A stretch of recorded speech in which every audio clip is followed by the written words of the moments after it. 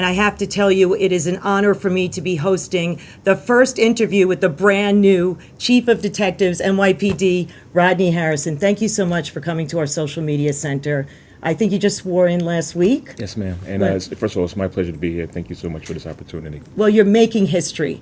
And what does that feel like? You're the first African American to hold this position since the department started 200 years ago. Yeah, so it's very humbling. But like I said before, I'm excited. It's a great opportunity. The NYPD, we're doing a lot of great things. But it's also important that we do what we got to do to make sure we keep crime down. And I've been in these shoes before, being an investigator, so I'm definitely the right individual for the job. And you're going from 3-star Chief of Patrol to 3-star Chief of Detectives, but this is a very high-profile position. We'll see you at a lot of press conferences. Yeah, well, it's bittersweet. I love being the Chief of Patrol, overseeing our new philosophy, neighborhood policing, and some of the great work our neighborhood coordination officers were doing throughout the city, developing relationships with the different communities that we're here to serve. So I'm going to miss it, but truth of the matter is Chief of Detectives is one of the most prestigious positions in the country, so I had to take advantage of this opportunity. It's a dream, you say, Yes, that ma'am. you always were striving for. Yes, ma'am. We have some footage I'd like to show, boy. show the man behind the position. Yeah. I have some family photos Yeah. I'd like to show. There are your parents. What does this mean to them? What are their names? Yeah, so to the left is, or to the right now is my father, Carl Harrison. It's my mother, Dee Harrison. They still actually live in Queens, Rochdale Village. They're excited. Now we're seeing your daughters, I think, and your wife. Yeah. So my wife, Luprino, who's a retired lieutenant from the police department.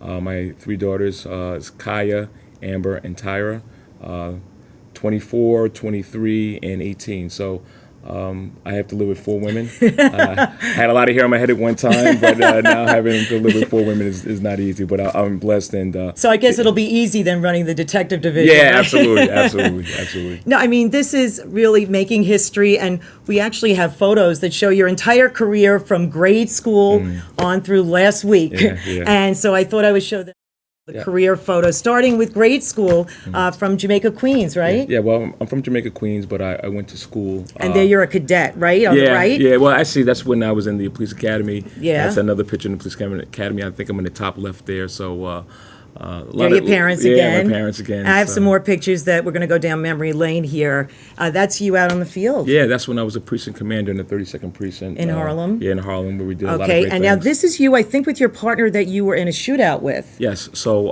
back in 1995, me and my partner were in a shootout. He got struck in his arm and went into his chest.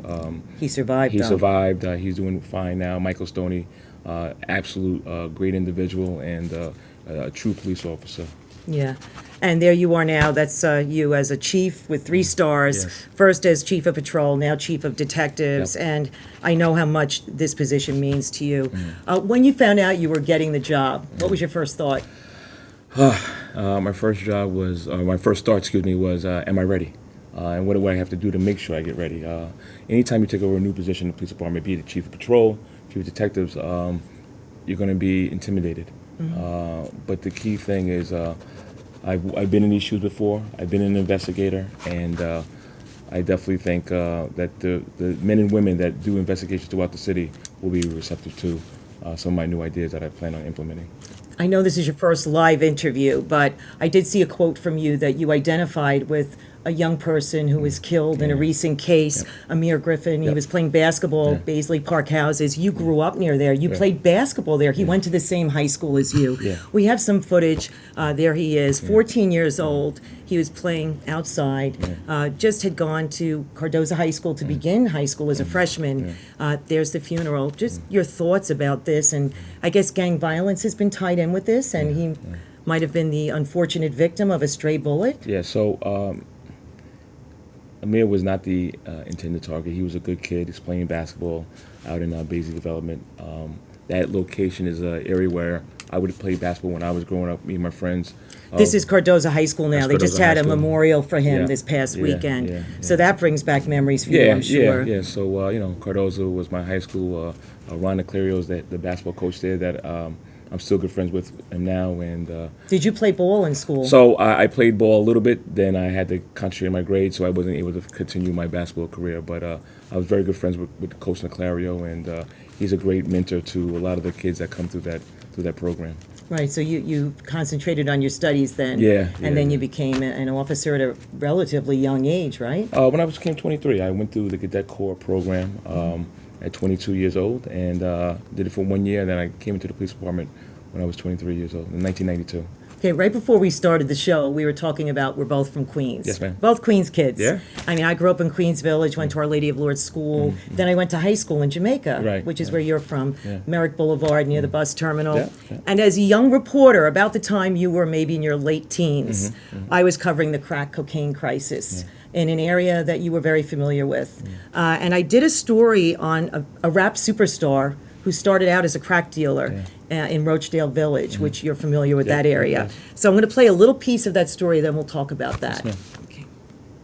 Simon's flashy, you know the routine, the crime scene take off. They call him 50 Cent, a mega-rich rap superstar from South Queens who made millions writing about crack cocaine gangs. He was born Curtis Jackson. I'm rich, I still wake up with crime on my mind. Boy, put it down like Pappy Mason in his prime. Pappy Mason, who once ruled the drug trade in the 40 buildings making up South Jamaica houses and ordered the execution of a cop who turned out to be rookie Edward Byrne, now rots in a Colorado federal penitentiary. Curtis Jackson was only 12 years old when he started dealing crack here in South Queens in the 1980s at the height of the crack cocaine epidemic.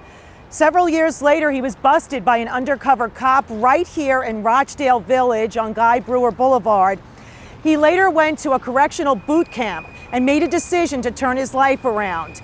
He took the name 50 Cent because he told an interviewer it symbolized change to him. You learn when you're lucky enough to learn because you survived the shot. In 2000, Fitty survived 9 gunshot wounds to his body, including his face, outside his grandparents' house in South Queens. Does that bring back some memories for you, that time in our history, 30 years ago? Yeah, so we've come a long way. Back in the 80s and the early 90s, especially when crack was really a problem in the city. There was a lot of violence. Some of my very close friends got killed to gun violence. It was a tough time. Kids that you knew from the neighborhood? No, not just knew. They were like some of my best friends. Just happened to be at the wrong place at the wrong time. I really lost some good people. It was tough growing up in that area. Did that play a role in you deciding to go into the NYPD? Well, it's funny, and I share this quite often, and I never had aspirations on becoming a police officer. Actually, I had negative interactions with police officers growing up. But once I tried the Cadet Corps, which was an internship which helps pay for your college tuition, I saw some of the great work that the NYPD does and how they give back and how they work with the youth and a lot of different things that really propelled me to say, hey, listen, this is something I want to do for a career. What was the negative interaction that you had? So I've been, what I believe unnecessarily stopped, pulled over, taken out of my car unnecessarily, and had my vehicle searched. Were you frisked? Frisked unnecessarily. And this is when you were a teenager, early 20s too? Yeah, absolutely. So once again, we have neighborhood policing now. We didn't have neighborhood policing back then. Now we're going into schools, talking to the youth, developing those relationships. Back then, we didn't have those little concepts, and there was always a little bit of a difficulty with this organization and how they police the communities of color. Do you still think there's still a necessity in some cases for stop, question, and frisk? So if there's an incident that occurs, be it, just say, I'll just use a hypothetical robbery, and if somebody fits the description, unfortunately, you're going to have to stop this somebody. The person shouldn't be allowed to get away. So, there is a unfortunate, unnecessary evil for it, but it's got to be done. If somebody victimizes somebody, our job is to bring that person to justice. Right. Now, what do you consider your most pressing challenge as you take over this role as Chief of Detectives?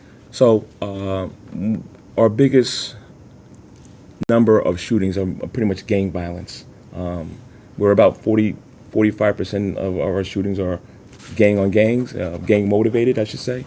And we definitely have to find a way to see if we could dismantle some of these localized youth crews.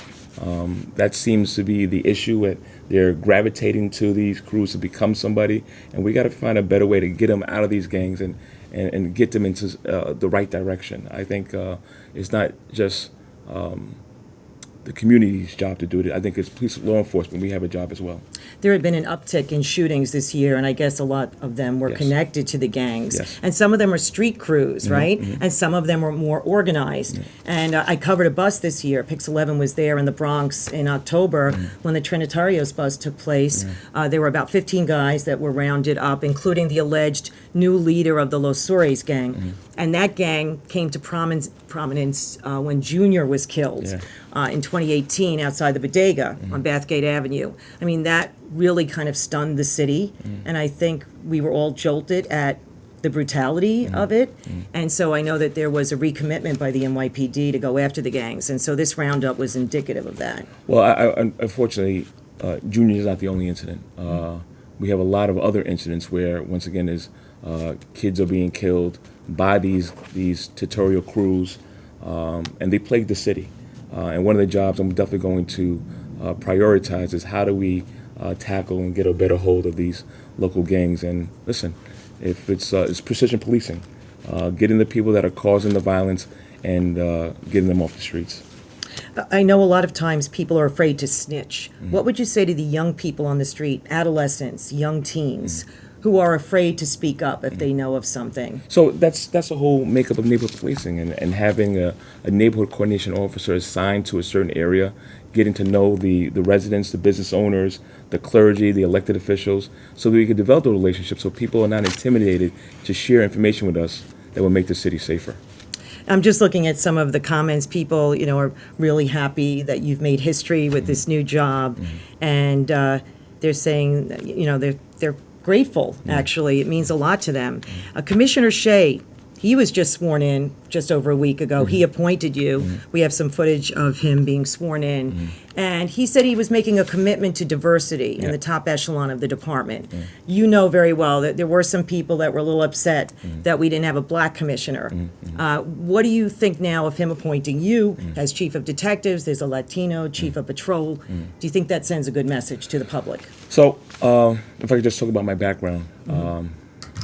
I was an undercover, like I stated before, from 94 to 97, as well as a narcotics investigator.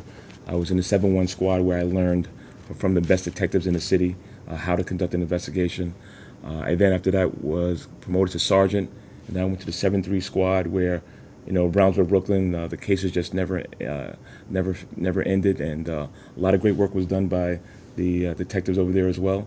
And then my last stop was the chief of Brooklyn North Detective Squad. So and that's where a lot of the shootings are in the gangs. And we have unfortunate areas where a lot of the violence occurs in Brownsville, Brooklyn, and East New York. Old Timers Day this year. Old Timers Day. So I've been in these shoes. I know what the investigators need. I know the resources. I know how what it takes for them to be successful, and I'm there to provide them the things that they need to get the job done. I know you've done a lot with community policing. Yeah. You also I think, been assigned to every borough in the city, yes, all ma'am. 5 boroughs. Yes, so that's impressive. Yeah. And I know at one point in 2014 you were sent to Staten Island to serve as an executive officer after the Eric Garner case. And you know that caused so much tension within the city. Yeah. And tell me how you did in your role there. So if I could just talk, prior to me going there, I was a commanding officer at 2-8 Precinct, the 32nd Precinct, which is in Harlem.